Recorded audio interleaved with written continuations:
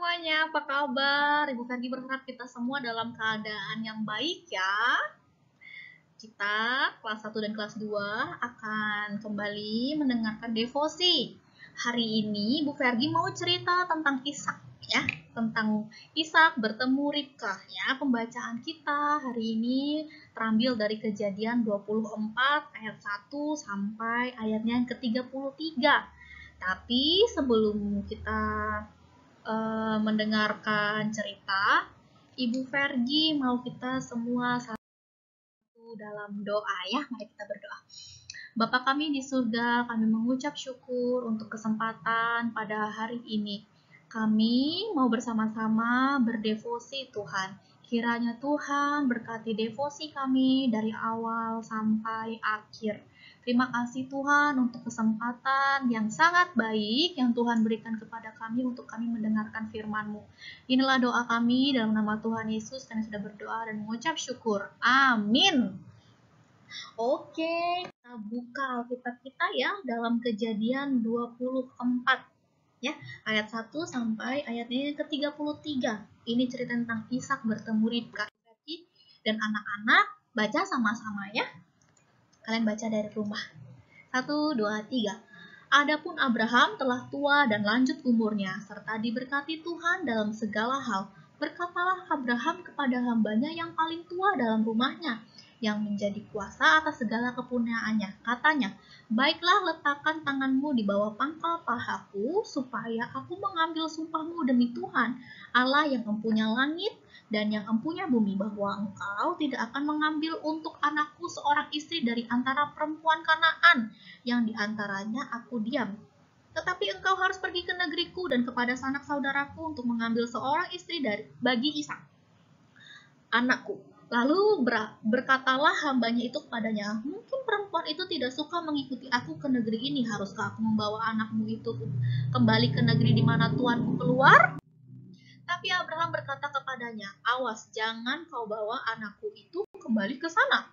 Tuhan Allah yang empunya langit, yang telah memanggil aku dari rumah ayahku, serta dari negeri sanak saudaraku, dan yang telah berfirman kepadaku, serta yang bersumpah kepadaku, demikian, kepada keturunanmu lah akan kuberikan negeri ini. Dialah yang akan mengutus malaikatnya berjalan di depanmu, sehingga engkau dapat mengambil seorang istri dari sana untuk anakku. Tetapi jika perempuan itu tidak mau mengikuti engkau, maka lepaslah engkau dari sumpahmu kepadaku ini. Hanya saja, janganlah anakku itu kau bawa kembali ke sana. Lalu hamba itu meletakkan tangannya di bawah pangkal paha Abraham tuannya, dan bersumpah kepadanya tentang hal itu. Kemudian hamba itu mengambil 10 ekor dari unta tuannya dan pergi dengan membawa berbagai-bagai barang berharga kepunyaan tuannya. Demikianlah ia berangkat menuju Aram Mesopotamia di kota Nahor. Di sana disuruhnyalah unta itu berhenti di luar kota dekat suatu sumur. Pada waktu petang hari, waktu perempuan-perempuan keluar untuk menimba air, lalu berkata ia, Tuhan, Allahku, Tuanku Abraham, buatlah kiranya tercapai tujuanku pada hari ini. Tunjukkanlah kasih setiamu kepada Tuanku Abraham. Di sini aku berdiri di dekat mata air dan anak-anak perempuan penduduk kota ini datang keluar untuk menimba air. Kiranya terjadilah begini. Anak gadis kepada siapa aku berkata, tolong miringkan buyungmu itu supaya aku minum. Dan yang menjawab, minumlah, dan unta-untamu juga akan kuberi minum, dialah kiranya yang kau tentukan bagi hambamu Ishak. Maka dengan begitu akan ku ketahui bahwa engkau telah menunjukkan kasih setiamu kepada tuanku itu. Sebelum ia selesai berkata, maka datanglah Ribkah yang lahir dari Batuel, anak laki-laki Milkah, istri Nahor, saudara Abraham. Buyungnya dibawanya di atas bahunya. Anak gadis itu sangat cantik parasnya. Seorang perawan belum pernah bersetubuh dengan laki-laki. Ia turun ke mata air itu dan mengisi buyungnya, lalu kembali naik. Kemudian berlarilah hamba itu mendapatkan serta berkata, tolong beri aku minum air sedikit dari buyungmu itu. Jawabnya, minumlah Tuan, minumlah Tuan. Maka segeralah diturunkannya buyung itu ke tangannya serta diberinya dia minum. Setelah ia selesai memberi hamba itu minum, berkatalah ia, baiklah, untuk unta-untamu juga kutimba air sampai semuanya puas minum. Kemudian segeralah dituangkannya air yang dibuyungnya itu ke dalam palungan. Lalu berlarilah ia sekali lagi ke sumur untuk menimba air, dan ditimbanyalah untuk semua unta orang itu. Dan orang itu mengamati dan berdiam diri untuk mengetahui apakah Tuhan membuat perjalanannya berhasil atau tidak. Setelah unta-unta itu puas minum, maka orang itu mengambil anting emas yang setengah shikal beratnya, dan sepasang gerang tangan yang 10 shikal emas beratnya, serta berkata, "Anak siapakah engkau? Baiklah, katakan kepadaku, adakah di rumahmu ayahmu tempat bermalam bagi kami?" Lalu jawabnya kepadanya, "Ayahku Betuel, anak Milka yang melahirkan dari Nahor." Lagi kata gadis itu, "Baik jerami, baik makanan unta, banyak pada kami. Tempat bermalam pun ada." Lalu berlututlah orang itu dan sujud menyembah Tuhan serta berkata, "Terpujilah Tuhan, Allah Tuanku Abraham, yang tidak menarik kembali kasihnya dan setianya dari Tuanku itu. Dan Tuhan telah menuntun aku di jalan ke rumah saudara-saudara Tuanku ini." Berlarilah gadis itu pergi menceritakan kejadian itu ke rumah ibunya. Ribka mempunyai saudara laki namanya Laban. Laban berlari keluar mendapatkan orang itu ke mata air tadi. Sesudah dilihatnya anting-anting itu dan gelang pada tangan saudaranya, dan sesudah didengarnya perkataan Ribka saudaranya yang bunyinya, "Begitulah dikatakan orang itu kepadaku." Ia mendapatkan orang itu dan masih berdiri di samping unta-untanya di dekat mata air itu, dan berkata, "Marilah engkau yang diberkati Tuhan, mengapa engkau berdiri di luar? Padahal telah kusediakan rumah bagimu dan juga tempat untuk unta-untamu. Masuklah." Orang itu ke dalam rumah. Ditanggalkannya pelana unta-unta, diberikan jerami dan makanan kepada unta-unta itu, lalu dibawa air pembasuh kaki untuk orang itu, dan orang-orang bersama-sama dengan dia. Tetapi ketika dihidangkan makanan kepadanya di depannya, berkatalah orang itu, "Aku tidak akan makan sebelum kusampaikan pesan yang kubawa ini." Jawab Laban, "Silakan." Nah, anak-anak, ini cerita tentang Abraham, Bapak Abraham menyuruh si Eliezer. Eliezer itu adalah hambanya yang tertua tadi yang Ibu Ferdi bacakan tadi ya, untuk mencarikan calon istri untuk Ishak ya anak-anak ya. Jadi Bapak Abraham tuh punya anak namanya Ishak nih, yang pakai topi warna hijau nih, bajunya warna hijau ya. Pada waktu itu Ishak sudah bertumbuh menjadi orang atau anak yang dewasa ya anak-anak, jadi lelaki yang sudah dewasa. Nah, kalau orang sudah dewasa, biasanya mereka akan apa? Menikah. Ya, sama seperti mama papa. Mama papa waktu itu, waktu sudah dewasa, ya, waktu pemikirannya sudah dewasa, bisa bersikap seperti orang dewasa. Itu artinya mereka sudah siap untuk menikah, gitu ya. Tetapi Ishak belum punya calon istri anak-anak.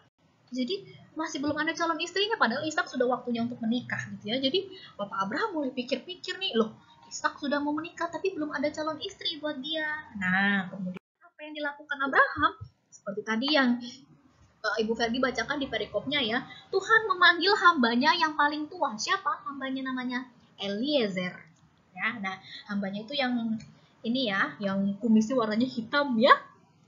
Nah, kemudian Abraham memanggil hambanya yang tertua tadi, yang namanya Eliezer, untuk mencarikan calon istri untuk Ishak, anak-anak. Tapi ini tidak asal-asalan ya. Tadi diceritakan bahwa Abraham sampai suruh si Eliezer itu berjanji untuk mencarikan calon istri yang paling baik untuk Ishak. Ya. Nah, tapi Abraham bilang bahwa tidak boleh di Kanaan cari istrinya. Kanaan itu tempatnya si Abraham sekarang tinggal ya. Tapi Bapak Abraham bilang apa? Cari di Haran, kotaku dulu, dia bilang gitu ya, cari di Haran. Nah, jadi Bapak Abraham bilang ke Eliezer untuk mencarikan calon istri bagi si Ishak di mana? Di Haran, ya.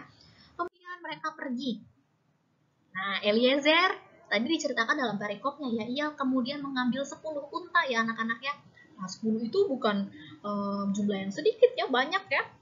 10 unta, dan dia pergi bersama rombongan ya anak-anak, lihat ya di belakangnya banyak orang ya, dan juga ia membawa barang-barang berharga dari tuannya. Siapa itu? Abraham. Jadi dia juga bawa barang-barang untuk bekal mereka selama mereka di perjalanan. Anak-anak lihat, Tuhan menuntun perjalanan mereka. Jadi ada yang menuntun perjalanan mereka ya, lihat di depan tuh. Nah, ternyata sudah sampai. Ketika mereka pergi, kemudian sampai ke Haran atau Nahor, nama lainnya ya. Eliezer bingung bagaimana caranya mencari calon istri untuk Ishak, anak-anak. Ya iyalah, di tempat yang baru dikunjungi ya, kemudian disuruh cari seorang wanita menjadi calon istri. Anak-anak mencari calon istri, mencari pasangan hidup itu sulit sekali. Nah, dan Eliezer sudah janji sama Abraham kalau dia akan mencarikan yang terbaik gitu ya. Jadi waktu itu Eliezer bingung, anak-anak, pas waktu sampai ke Haran, bagaimana ya caranya aku mendapatkan calon istri yang baik untuk Ishak. Nah, dia mulai bertanya-tanya, kemudian dia mulai berdoa, anak-anak, kepada siapa? Kepada Tuhan. Eliezer bingung mencari calon istri Ishak. Kemudian Eliezer berdoa. Kan dia bilang, Eliezer berdoa kan, dia bilang kalau ada perempuan yang memberi minum kepada dia dan untanya, berarti dia adalah istrinya Ishak. Jadi dia berdoa. Setelah dia berdoa, kemudian ia melihat seorang wanita cantik. Dia adalah perawan, wanita cantik, gadis yang cantik di tempat itu, datang membawa buyung. Buyung tuh yang dipegang tuh sama si Ribka tuh. Ya, seperti tempat air gitu ya. Tiba-tiba datanglah seorang perempuan yang cantik, namanya siapa? Ribka. Ya, ini namanya Ribka nih. Nah, ketika Ribka selesai mengambil air, Eliezer minta minum kepada si Ribka. Ibu Ribka, Mbak Ribka, bolehkah aku minta minum? Dia bilang gitu ya. Oh boleh, kata si Ribka begitu ya. Silakan minum. Terus Ribka tawarkan, anak-anak. Mbak, unta-unta kamu juga minum ya, kata si Ribka begitu. Dia tawarkan. Dan anak-anak tahu Ribka ambilkan minum untuk unta-untanya. Anak-anak, unta itu minumnya banyak sekali ya anak-anak. Jadi unta itu jarang minum, tapi sekali minum dia banyak. Nah, dia simpan air itu di punuk. Di sini ya. Di sini tuh ada benjolan besar. Nanti anak-anak coba searching di Google ya, unta. Ada punuk di atas sini. Itu menyimpan cadangan minuman. Jadi unta itu minumnya jarang-jarang, tapi dia simpan minumannya di punuknya itu ya. Nah, bahkan Ribka tidak hanya kasih minum untuk si Eliezer. Ia juga kasih minum untuk siapa? Untuk unta-untanya. Nah, anak-anak, ini tepat sama seperti doanya si Eliezer. Eliezer kan bilang kalau ada perempuan yang memberikan aku minum dan unta-untaku minum, ia adalah jodohnya si Ishak. Nah, anak-anak, si Ribka ini ambilkan air juga. Anak-anak waktu itu ambil air bukan kasih nyala keran saja ya. Tidak, harus timba. Kemudian Ribka mengisi buyungnya lagi, tempat minumnya itu, kemudian kasih minum ke si Eliezer dan juga unta-untanya ya, sampai mereka puas minum. Kemudian anak-anak Eliezer sungguh senang dan sungguh bersuka cita. Terus dia bilang, Eliezer memuji Tuhan, bilang kalau Tuhan terima kasih, aku sudah menemukan calon istri Ishak berdasarkan karena Tuhan kasih petunjuk gitu ya, karena Tuhan sudah jawab doanya sih siapa ini, Eliezer ya.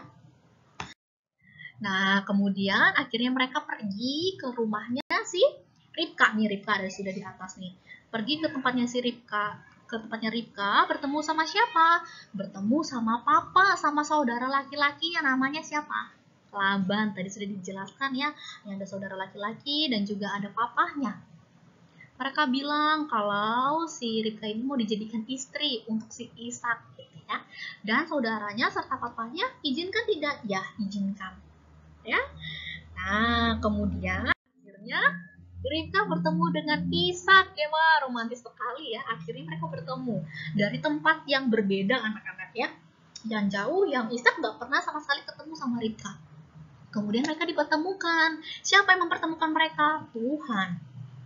Ya, mereka dipertemukan. Nah, anak-anak, dari cerita kali ini Ibu Ferry mau bagikan dua hal yang penting untuk kita semua. Ya, yang pertama Ibu Ferry mau kita baca sama-sama ya. Yang pertama nih, Allah menuntun orang yang percaya kepadanya. Anak-anak lihat ya, waktu Eliezer mau carikan calon istri untuk si Ishak, ini si Ishak nih ya, ini si Ribka nih. Nah, siapa yang tuntun dia? Tuhan tuntun ya. Dan yang kedua, baca sama-sama, 1, 2, 3. Allah menjawab doa hambanya tepat pada waktunya. Anak-anak pakainya huruf besar, ini siapa artinya? Allah ya. Jadi Allah menuntun orang yang percaya kepada Allah, dan Allah menjawab doa hambanya tepat pada waktunya. Anak-anak, jawaban doa itu bukan hanya ya, bisa ya. Ada 3 jawaban doa. Bisa ya, bisa nanti, atau bisa juga tidak. Ya, contohnya Ibu Ferdi mau kasih contoh. Contohnya anak-anak mau minta dibelikan sepeda, contohnya ya. Anak-anak berdoa sama Tuhan. Tuhan, aku mau sepeda baru ya Tuhan ya, misalkan gitu ya. Nah, terus anak-anak kemudian bilang sama papa mama aku mau minta sepeda baru ya. Kira-kira Tuhan jawab nggak ya doa kita? Ya, Tuhan pasti akan jawab, karena Tuhan sudah janji bahwa Tuhan akan menjawab doa orang yang percaya kepadanya. Tapi jawaban doa itu ada 3, bisa ya, bisa nanti, bisa tidak. Bisa Tuhan langsung jawab ya, seperti Eliezer tadi pas dia berdoa, dia langsung ketemu sama Ribka, calon istrinya si Ishak. Sama juga sama anak-anak, minta sepeda Tuhan, bisa saja Tuhan jawab ya melalui papa mama langsung dibelikan. Tapi bisa juga jawabannya nanti. Mama papa langsung jawab begini, nanti ya sabar, kalau Tuhan kasih berkat kepada kita dan papa mama punya uang yang cukup untuk beli sepeda, nanti papa mama belikan. Nah, itu jawaban doa Tuhan loh anak-anak. Tuhan jawabnya apa? Nanti. Ya. Atau bisa saja jawaban doa Tuhan itu tidak. Ya, bisa saja tidak jawaban doa dari Tuhan. Ya. Jadi, apakah jawaban doa Tuhan itu harus ya? Harus sekarang juga? No. Ibu Ferdi sudah lingkarin ya kata waktunya ini. Waktunya siapa anak-anak? Waktunya Tuhan. Tuhan bisa jawab kapanpun. Di waktunya Tuhan, terserah Tuhan. Tuhan yang punya. Tuhan yang berdaulat atas dunia dan juga atas diri kamu. Jadi, jawaban doa dari Tuhan itu bisa ya, bisa nanti, bisa tidak. Tergantung Tuhan mau jawab kapan. Waktunya Tuhan. Ibu Fergi, aku sudah berdoa nih sama Tuhan sudah lama sekali, tapi Tuhan gak jawab-jawab. Berarti Tuhan bilang apa? Ya, nanti. Ya nanti. Ya, jawaban doa dari Tuhan nanti. Atau jawabannya Tuhan bisa saja tidak. Kalau misalkan itu membahayakan kamu atau tidak baik untuk kamu, jawaban Tuhan bisa saja tidak. Ya, jadi anak-anak kita jangan jadi orang yang seperti ini anak-anak ya, mendikte Tuhan. Tuhan, aku mau ini ya, jawab sekarang ya. Hah? Itu namanya bad anak-anak. Orang kalau meminta itu harus dengan rasa yang penuh hormat, rasa yang penuh santun.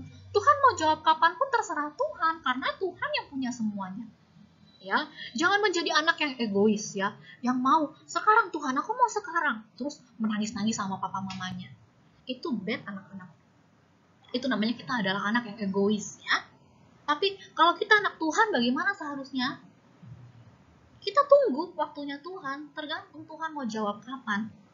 Ya, ingat, jangan jadi anak yang egois, yang maunya selalu dituruti. Tidak seperti itu, ya.